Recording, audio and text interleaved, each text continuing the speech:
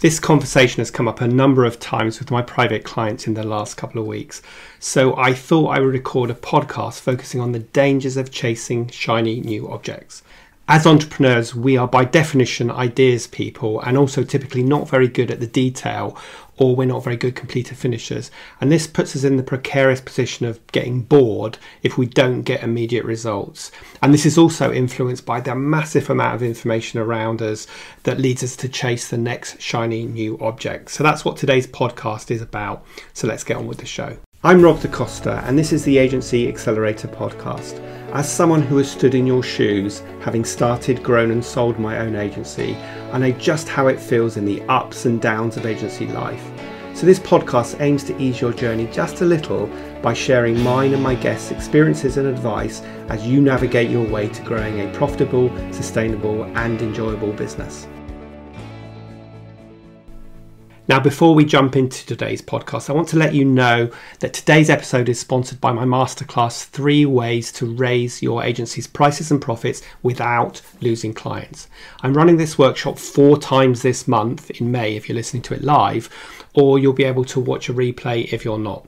So check out the link below and invest 60 minutes of your time to learn some practical strategies that you can begin implementing right away. Okay, let's get on with the show.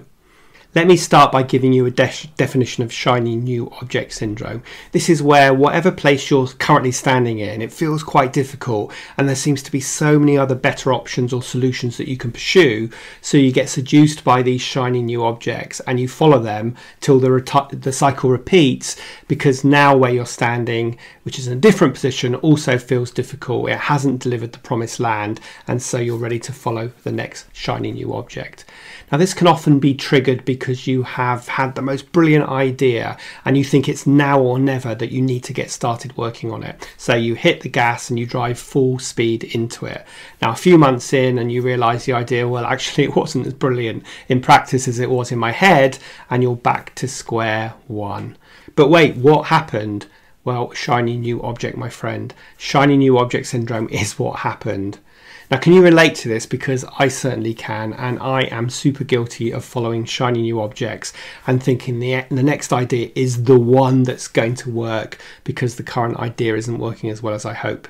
I think, as I said, it's the entrepreneur's curse because our head is full of ideas. We've got monkey mind, and we've always been great ideas people, but perhaps not so good on the detail, or not good completer finishers, which means that we lose steam and we get bored really easily.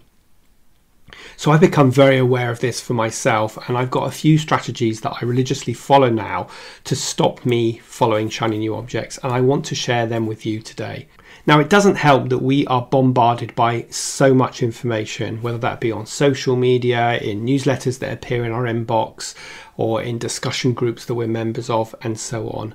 And of course, FOMO, fear of missing out, is a real thing. So if we don't jump on board with the latest thing, then we think we've missed the boat. You know, there's TikTok and there's Snapchat and there's Telegram, and of course you can't forget Clubhouse, something that proved a shiny new object for me a couple of years back before I realized it was a bit of a dead end. Now, in case you're thinking, well, yeah, I do suffer from shiny new object syndrome, but it's not such a bad idea. In fact, it keeps fresh ideas in my head. Let me share with you a few big drawbacks of being distracted by shiny new objects. So number 1 is that you won't hit your goals. You know, when I pursue a shiny object without thinking about the consequences, i.e. what would it really take to drive this to the end, and how does this project idea align with my overarching goals, then I guarantee you I almost always hit a dead end. The new ideas suck time, attention and other resources, and since you have no plan B backing it up, then when you do encounter a challenge or two, you quickly call it quits faster than you can peel an orange. You can also bet that your core values or your main vision in your business will also suffer as your focus and your attention and resources gets pulled elsewhere. So the second drawback is it's a recipe for health disasters. Since shiny new object syndrome and FOMO correlate, you'll end up feeling stress, fatigue, you might have sleep problems on your plate as well, and this is always a direct result because of the dreaded FOMO and also shiny new objects. Number 3 is that your productivity completely tanks, all thanks to the tendency to continue on with an endeavor, i.e. that shiny object, after you've invested loads of time, money and other resources in it, even though maybe it's not working. Of course, now you're not focusing on your core things that might not be sexy, but are the things that deliver you revenue, and they are the things that are going to deliver your vision. And the fourth drawback is that if you've got a team, it will stress your team out.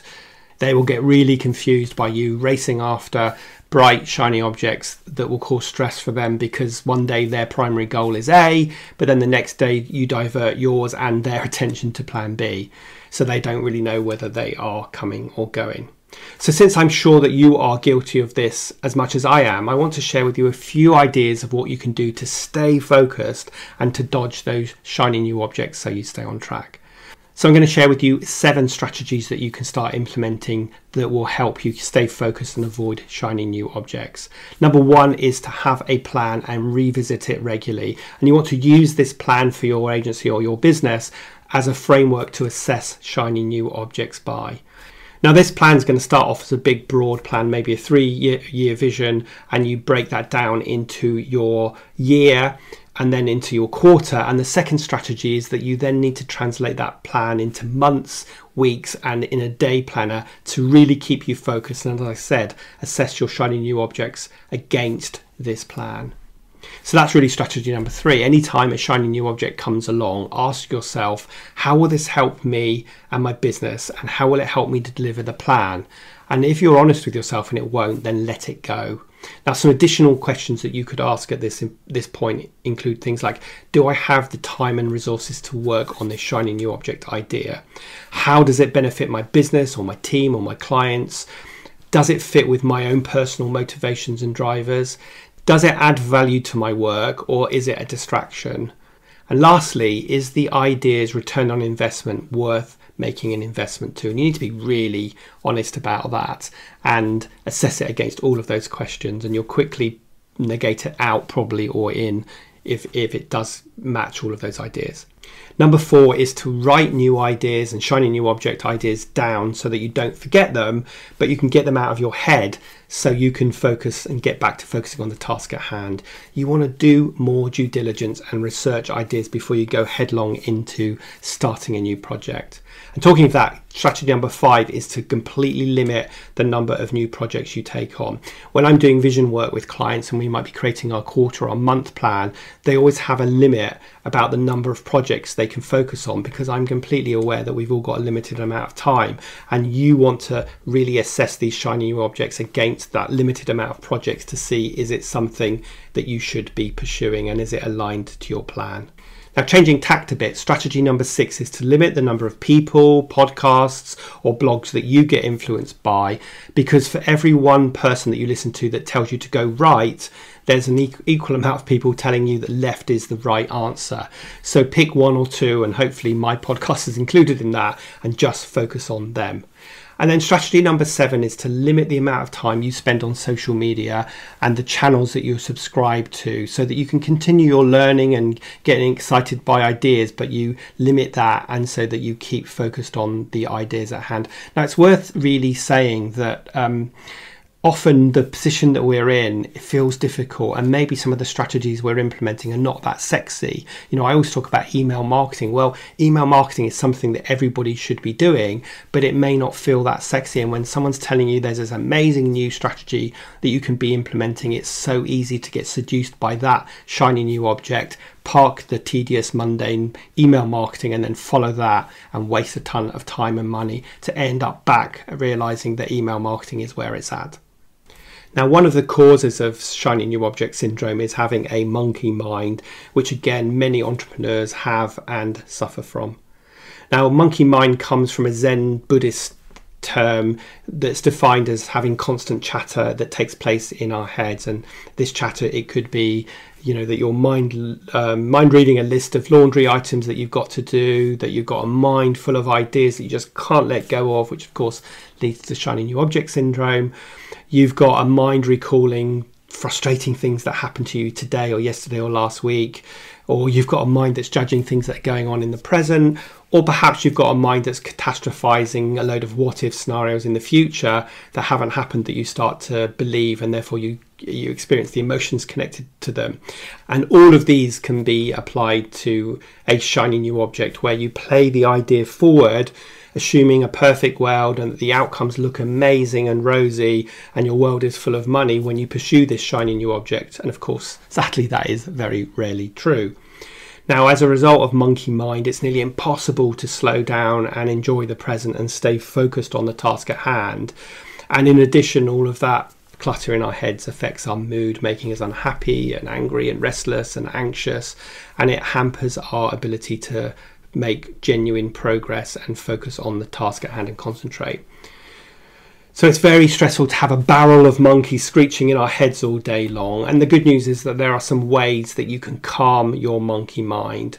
And if you are able to do that and tame your monkey, then it's going to give you clarity of mind. It's going to allow you to focus on the present and on the task at hand. It's going to stop you chasing shiny new objects, and it will improve your quality of sleep, which is a really big one for me because I'm not a great sleeper. And it will increase your sense of calm and well-being. And ultimately, it will make you happier, which is something we should all be striving for.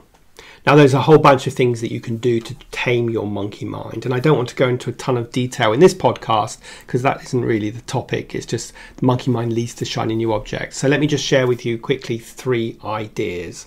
So first of all, you need to know that the chaos in your head, your monkey mind, can be tamed. This is the first step in your quest to calm your monkey mind, and that is to know that it's possible.